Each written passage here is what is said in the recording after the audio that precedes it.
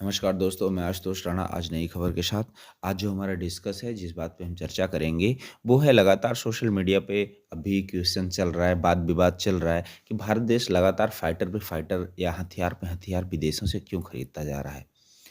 हमारे पास इतने fighter already हैं या हमारे पास अपनी खुद की टेक्नोलॉजी है, तेजस MK2 है, एम का है, हम उसको बढ़ावा क्यों नहीं देते? हम अपना पैसा क्यों बाहरी देशों को देते हुए चले जा रहे हैं? ये जब से अभी आपको बताएँ सुखोई 30 MKI की 12 फाइटरों की डील हुई है और जैसे डील की बात न्यूज़ में सोशल मीडिया के माध्यम से लोगों तक पहुँची है, तो लगातार लोगों के रिएक्शन आ रहे हैं। आखिर भारतीय सरकार अपना पैसा विदेशों को क्यों देती चली जा रही है? तो आज एक तो आपके क्वेश्चन, दूसरा आपके ही जवाब और बहुत सारे हमारे जो HAL, DRDO या रक्षा विशेषज्ञ हैं या रक्षा मंत्रालय, उनकी बातों को एक साथ सँजो करके हम देखते हैं कि हम आखिर फाइटर प्लेनों की डील हमारा देश क्यों कर रहा है और क्या हमें उसकी ज़रूरत है या नहीं है। तो आइए स्टार्ट करते हैं। अभी सबसे पहले डील की बात करते हैं तो सुखोई 30 MKI 12 की संख्या में डील हुई है। डील और हथियारों की हुई है, लेकिन अगर मैं इस वीडियो में कवर करूँगा तो वो ज़्यादा लंबा हो जाएगा। फिलहाल अभी हम फाइटर प्लेन की बात करते हैं। जो रशियन टेक्नोलॉजी है, जो हमारे भारत के अंदर असेंबल होते हैं और बहुत सारे सुखोई 30 MKI ऑलरेडी हमारे देश में सेवा दे रहे हैं। ये बात आप भी जानते हैं और किसी से छुपी नहीं है। सुखोई 30 MKI एक अच्छा फाइटर प्लेन है। इसको इस पे मैं पूरा विस्तृत वीडियो बना चुका हूँ इसकी ताकत को लेकर के। अगर आप लोग सुनना चाहते हैं तो हमारे डिस्क्रिप्शन में जाके उसे सुन सकते हैं। Sukhoi 30 MKI heavy weight fighter plane है। टोटल टेक्नोलॉजी रशियन है। डबल इंजन फाइटर प्लेन है जो हमारे देश की सेना ऑलरेडी यूज़ कर रही है और हमारे भारतीय सेना उसको अपना बैकबोन मानती है और बैकबोन है भी।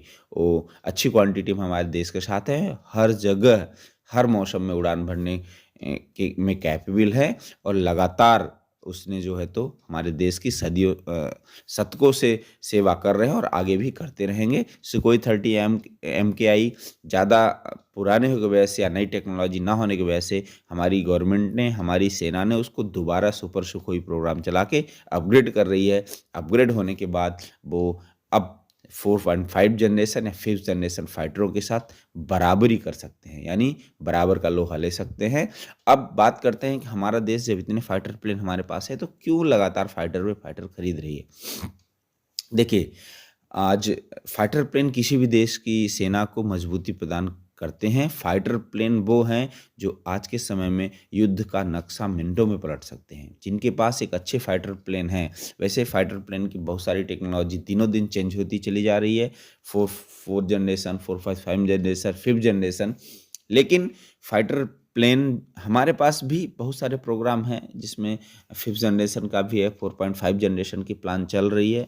ऑलरेडी उसमें से सारी चीज़ें हमने वीडियो में कवर भी कर रखा है, लेकिन थोड़ी बात करते हैं कि हमारे पास तेजस है। तेजस ऑलरेडी हमारा डिले की तरफ जा रहा है, जो इंजन की वजह से अमेरिकन जनरल इलेक्ट्रिक हमें इंजन देती है, लेकिन टाइम पे इंजन न देने की वजह से लगातार डिले फेस कर रहा है। लेकिन अगर डिले फेस नहीं करता या टाइम पे हमें मिल भी जाता है, तो अगर तेजस हमें मिलता है तो हम उससे अपने मिग-21 को रिप्लेस करेंगे। मिग-21 सदियों पुराना फाइटर प्लेन है, जो हमारी सेना में अब भी सेवा दे रहा है। लेकिन मिग-21 के क्रैशेस, मिग-21 के एक्सीडेंट आप लोग लगातार सुनते रहते हैं। वो लगातार हमारे जो सेना के जवान हैं, जो पायलट हैं, वो उनके साथ हादसे होते रहते हैं। इसको लेकर के फाइटर प्लेन भी एक मशीन होती है, मशीन की भी एक लाइफ़ होती है। अगर लाइफ़ से ज़्यादा हम यूज़ करते हैं, तो उसका वही रिज़ल्ट होता है जो हमारे साथ हो रहा है। तो हमारे पास एक तो फाइटर प्लेन की संख्या बहुत कम है और जो है भी वो बहुत पुराने हैं। पुराने होने की वजह से चूँकि हमारे पास कोई ऑप्शन नहीं है, इसलिए हमारी सेना उनको यूज़ कर रही है, जिसकी वजह से हादसे होते रहते हैं। अगर हम बाहर से या अपनी टेक्नोलॉजी को तैयार करके फाइटर प्लेन अपनी सेना को देते हैं, अपनी सेना में शामिल करते हैं, तो हमारे जो पुराने फाइटर प्लेन हैं वो रिटायर होंगे, जिससे एक तो हमारी सेना की कैपेसिटी बढ़ेगी, उनकी ताकत में इजाफ़ा होगा। दूसरा, हमारे वो वीर जो हमारे देश के लिए अपनी जान न्यौछावर करते हैं या हमारे देश की सेवा के लिए तत्पर हैं, उनके साथ ऐसे हादसे नहीं होंगे और वो आगे भी सेवा देते रहेंगे। तो अभी डील करने की मेन कारण है, आज भारत के पास ऐसे-ऐसे पड़ोसी देश हैं जो किसी से छुपे नहीं हैं। चाइना दिनों-दिन नई टेक्नोलॉजी के साथ नए फाइटर प्लेन, नए हथियार अपनी सेना में शामिल कर रहा है। पाकिस्तान के बारे में कुछ ज़रूरत ही नहीं है बताने की, वो भी चाइना के साथ मिल कर के 5th जनरेशन में काम कर रहा है। बांग्लादेश की हालत किसी से छुपी नहीं है। तो हमारे सारे पड़ोसी देश हमारे लिए अच्छे नहीं हैं।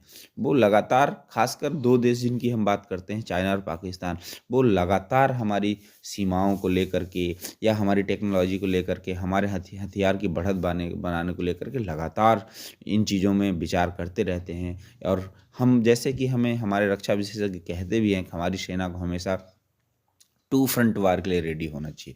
टू फ्रंट यानी ये पाकिस्तान और चाइना।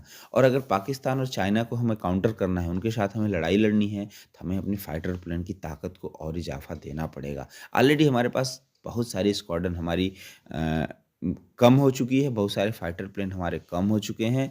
इसको लेकर के हमारी गवर्नमेंट की कवायद लगातार जारी है, चाहे वो देसी टेक्नोलॉजी हो, चाहे विदेशी टेक्नोलॉजी हो, चाहे विदेशी फाइटर हो, जिसमें से वायुसेना ने 36 राफ़ेल खरीदा था। अभी आपको ऑलरेडी मैं पिछले वीडियो में बता चुका हूँ कि राफ़ेल एम की भी 26 करके डील हुई है। सुकोई 30 MKI 12 भी वो फाइटर हैं जो किसी न किसी कारणवश हमारे क्रैश या एक्सीडेंट की वजह से वो उनकी संख्या कम हुई थी, तो 12 की डील करके भारत सरकार हमारी सेना को वो संख्या पूरी करना चाहेगा। Sukhoi 30 MKI already super Sukhoi programme के साथ हमारी सेना उसको अपग्रेड कर रही है, जो अपग्रेड होने के बाद एक अच्छे फाइटर और अब की जनरेशन में यानी अब बढ़ती है टेक्नोलॉजी को लेकर के वो एक और हमारे देश की 10 से 20 सालों तक सेवा देते रहेंगे।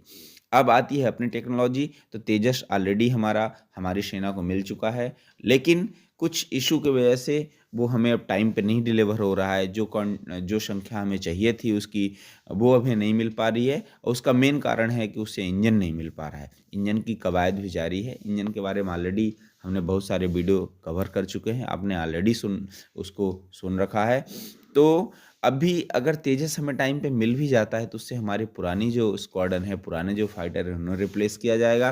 तेजस MK2 जो 2025 में लॉन्चिंग तरफ है, लॉन्चिंग के बाद एक लंबा टाइम जाएगा, उसको फर्स्ट फ्लाइट, टेस्टिंग, सर्टिफिकेशन, उसके बाद वो प्रोडक्शन में जाएगा। उसमें 3 से 4 साल का टाइम लगेगा। अगर वो मिलता भी है हमें प्रोडक्शन हो करके, चूँकि हमारी खुद की टेक्नोलॉजी है, बहुत लोगों के क्वेश्चन भी है तेजस MK2 तरफ हम क्यों नहीं जाते? तो एक सीधी बात बताएँ, अगर तेजस MK2 लॉन्च होता है, लॉन्च के बाद उसमें बहुत सारी टेस्टिंग, सर्टिफिकेशन, हथियारों का इंटीग्रेशन, ये सब होने में लंबा टाइम जाएगा। फाइटर प्लेन या हथियार कोई नॉर्मल टेक्नोलॉजी नहीं होती, वो एक क्रिटिकल टेक्नोलॉजी होती है। उसको टेस्ट करना, सर्टिफिकेशन कराना, फिर अपनी सेना में शामिल करना, तब से 3 से 4 साल का टाइम जाएगा। उसके बाद ऑपरेशन प्लानिंग होगी, प्रोडक्शन होगा, तब सेना में हमारे शामिल होगा।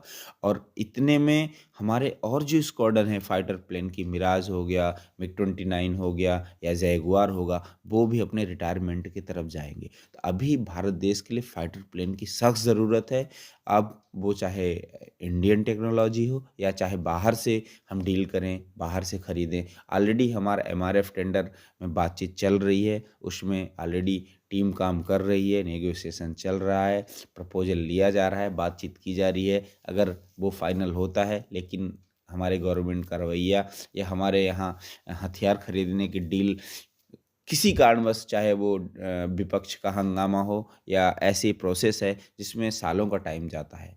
एक बार कैंसल हो चुका, दोबारा स्टार्ट हुआ, अभी 3 साल गुज़र गए, अभी कितना टाइम जाएगा, इसमें कुछ कहा नहीं जा सकता। इसलिए चाहे छोटी संख्या में फाइटर प्लेन खरीदे जाएँ, चाहे कैसे भी करके हमें अपनी सेना को मजबूत बनाना पड़ेगा। अगर हमारी सेना मजबूत नहीं होगी, और हमारी अपनी सेना की बात नहीं कर रहा हूँ, वर्ल्ड में कोई भी देश जिसके पास एक अच्छी सेना नहीं है, वो आज के समय में सारे देश किसी न किसी कारणवश एक दूसरे से युद्ध में घिरे हुए हैं। जैसे कि आप रशिया को देख लीजिए, रशिया यूक्रेन हो गया, इज़राइल को ले लीजिए। भले गिनती में 4 देश जो युद्ध लड़ रहे हैं, लेकिन ऐसा नहीं है। उनके पीछे वर्ल्ड के सारे देश इंटरनल, एक्सटर्नल रूप से एक दूसरे के साथ हैं। कोई सपोर्ट में खड़ा है, कोई विपक्ष में है, और ये भारत के साथ भी है। अगर भारत के पास बहुत सारे ऐसे देश हैं जो उसकी जलवायु, उसके पर्यावरण, उसकी ज़मीन पे नज़र बना के रखते हैं। भारत एक उठती हुई अर्थव्यवस्था है, और उठती हुई अर्थव्यवस्था में वहाँ के सैनिक और वहाँ की सेना सशक्त और मजबूत चाहिए। और अगर अपनी सेना को सशक्त और मजबूत बनाना है, तो सबसे बड़ा कारण उसको आज के समय के आधुनिक हथियार उसमें होने चाहिए। ऑलरेडी मिसाइलों को लेकर के भारत का अच्छा रुख है और भारत मिसाइल में आज वर्ल्ड में एक नंबर पे उसे बहुत सारी ऐसी मिसाइल हैं जिनका तोड़ नहीं है और लगातार हमारा डीआरडीओ टेस्टिंग कर कर के नई-नई मिसाइल, नई-नई टेक्नोलॉजी अलग से अलग प्लेटफ़ॉर्म से लॉन्च करने वाली हमारी सेना को देता जा रहा है, जो हमारे लिए अच्छी बात है। लेकिन मिसाइल के साथ-साथ हमें और टेक्नोलॉजी पे फ़ोकस करना चाहिए। उनमें से एक फाइटर प्लेन है।